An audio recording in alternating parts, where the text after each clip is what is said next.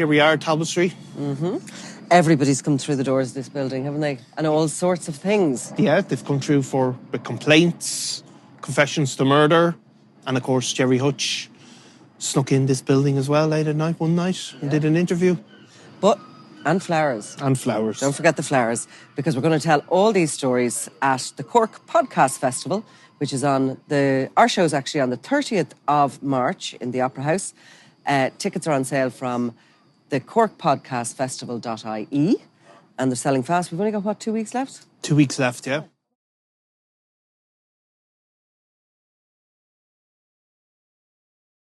So we're talking today, Ken, about the Lucky Dip Gang. It's not a media-created name, actually, is it? Because it's not the most intimidating of nicknames for a gang. But they are causing a lot of chaos and they're behind a wave of crime, really. Across Leinster, is it primarily? Yes. Funny enough, Niall, the gang themselves gave themselves their own nickname. Yeah. And what this involves is that it's probably going on for about 18 months or longer, maybe 2 years. They pick a location on a phone. It could be a housing estate. It could be business premises. And as you say, it's generally in Leinster. Yeah. And what they will do then is go to that location. Yeah. And travel in convoy. Yeah. Often in stolen cars. And once they go to a location, let's say it's a housing estate, they will go to every car within that housing estate to see whether it's unlocked or not. Yeah. They will try to break into those cars. They're also involved in phishing keys out of residential properties. And what they do then is steal other cars. So these are like a group of young guys, really, aren't you're talking people in their late teens, and so they pick out a location, they go and they burglarize it. A lot of stolen cars as well. These aren't stolen cars to order. These are literally stolen for the night. They take what they can and they get out again. To do. And like this is, in one sense, they actually have recently been classified as an organised crime gang. But in reality, what they do it's not organised crime.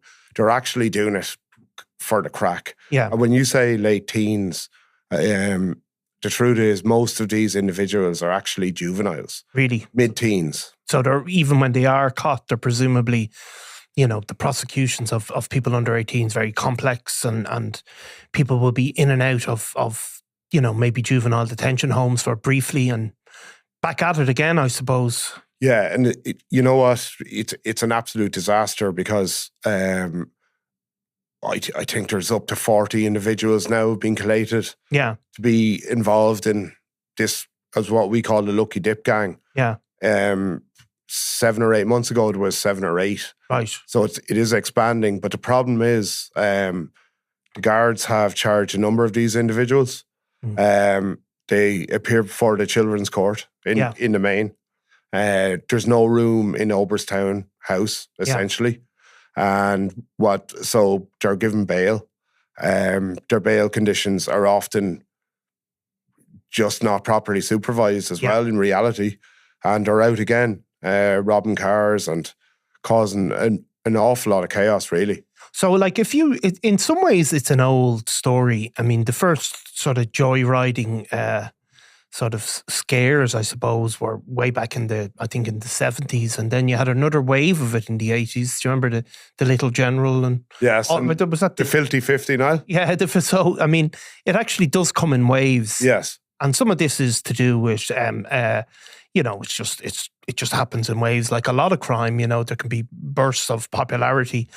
Now, some of these, you can see them actually on TikTok in the cars. Like some of the modern cars are easier to rob than others, and some of the old security procedures, they're not what they once were. And some of the newer imported cars, maybe they can just rip the ignition out again. Yes, there's a particular issue in relation to imported Asian cars. Yeah, they're very there's a lot of, for want of a better word, a lack of security. Yeah, but these individuals, the Lucky Dip Gang, and Gardaí have got brilliant intelligence.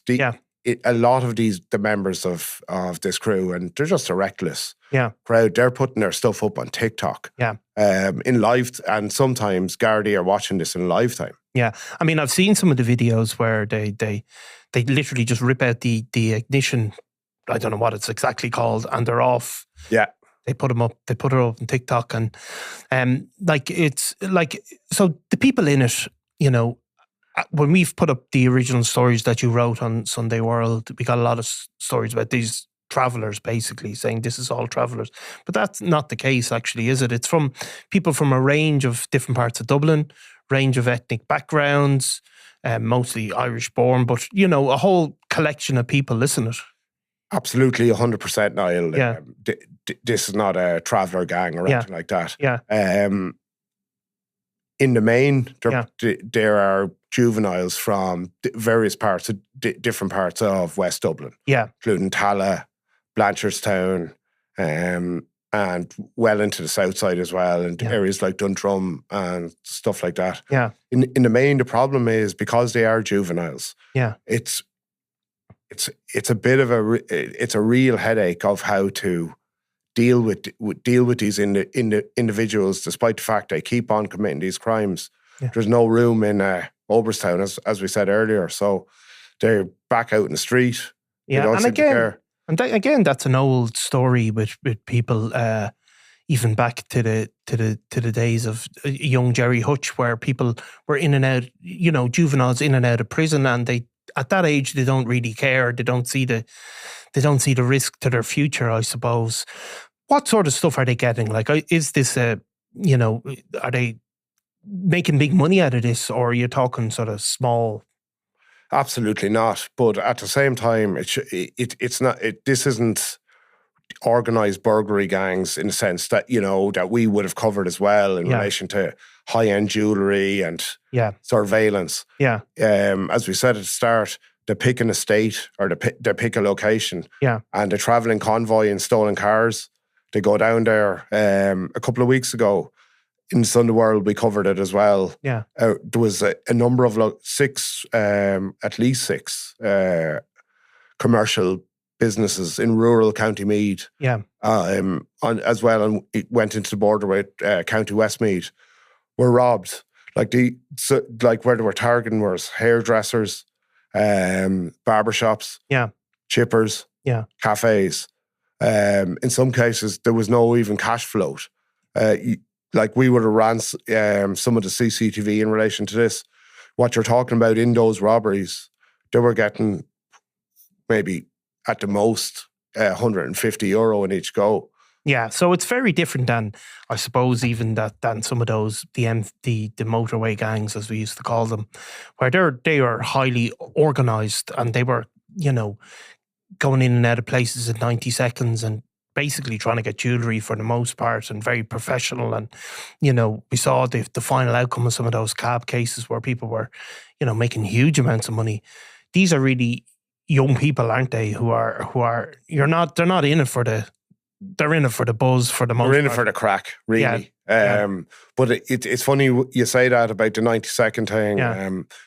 A video that we obtained that was ran on the Sunday World website there a couple of weeks ago showed these lads can go in as well in 90 seconds. Yeah. Look, what they're getting is far less than these proper organised burglary gangs.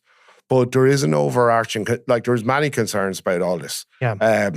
And I've spoken to a number of victims in different parts of Leinster in the last couple of months. Yeah. You know, we're talking there, it's kind of, they're not getting a whole load of money and stuff like that.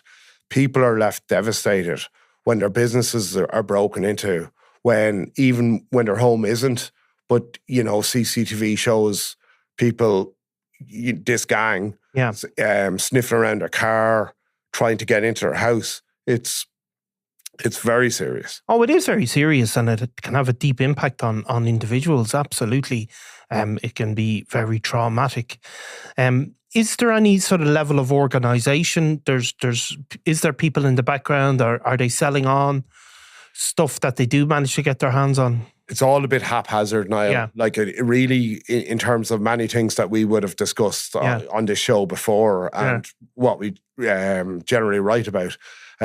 These are not an organisation generally that are stealing cars to order. Yeah. So, according to the latest information that we've known, that most of the cars that have been robbed from various parts of Leinster have been recovered close to the locations where these individuals live, where these teenagers live. Yeah.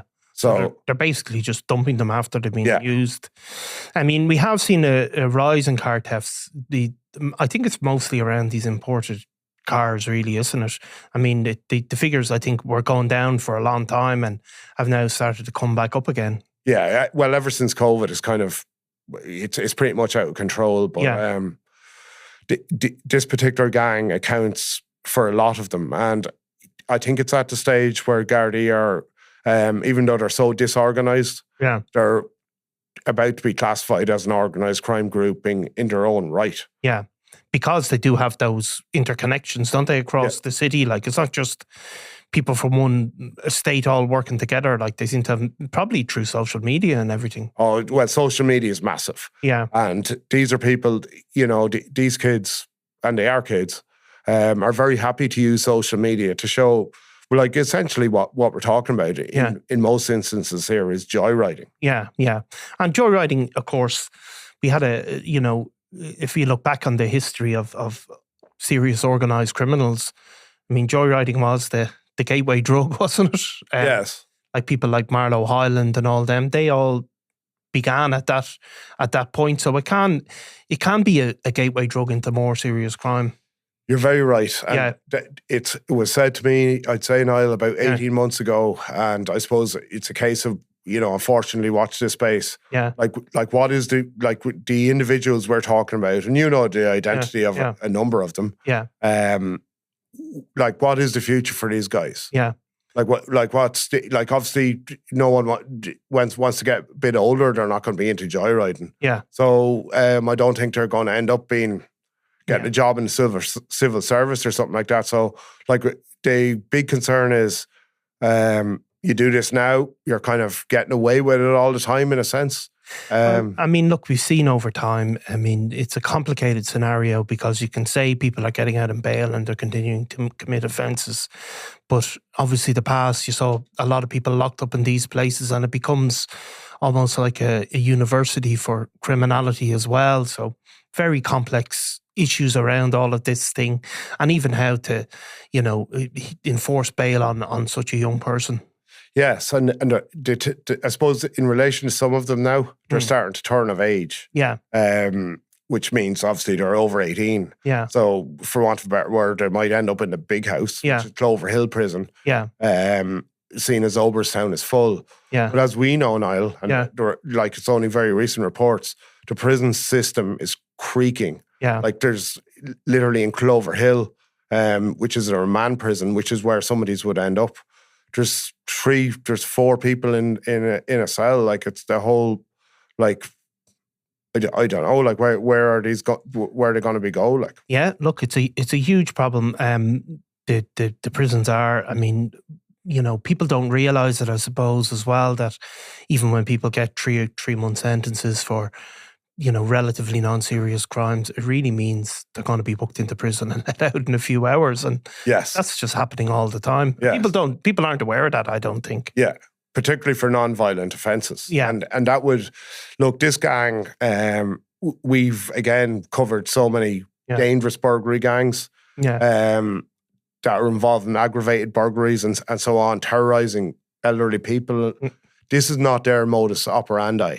These are youngsters that are out, really, they're robbing cars for the fun of it. Yeah. And they will go into a place or a location and just, take what they can.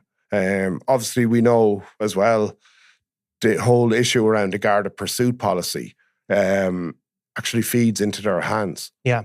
And of course, what is this policy? I mean, it's obviously all to do with the fact that there are a couple of cases that we won't go into where Gardaí have pursued people suspected of being involved in burglaries. Accidents occur and the guards are facing legal peril, let's put it that way. Indeed. Yeah. So chases, are being stood down Yeah. on a regular basis. Yeah. And particularly in relation to this lucky dip gang. Yeah. And what the feeling I get from speaking to Gardaí is that there's a huge sense of frustration. Yeah. They're identified and there's a feeling often that you can't go after them. Yeah. Now, in fairness, and it's recent enough, and we're talking the last few days now, there's been some very significant arrest operations targeting some of the key members of this particular gang. Yeah. What happens then, though, and it goes back to the age-old problem, they are caught, they're brought to the children's court, Oberstown is full, they're given bail conditions, they're out again, so... And who are they going to obey it? Absolutely not. Yeah.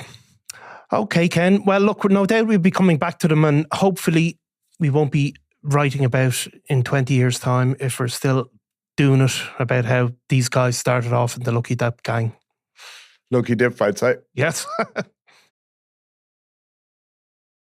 Robbie Lawler was out of control. This is Double Cross, the murder of Robbie Lawler. It was going to be an all-out war with him in the middle of it. Crime World special investigation podcast based on my new book, Web of Betrayal, wherever you get your podcasts.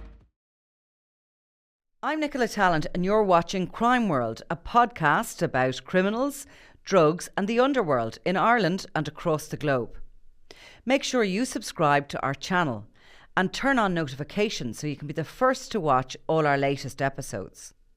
You can also listen wherever you get your podcasts.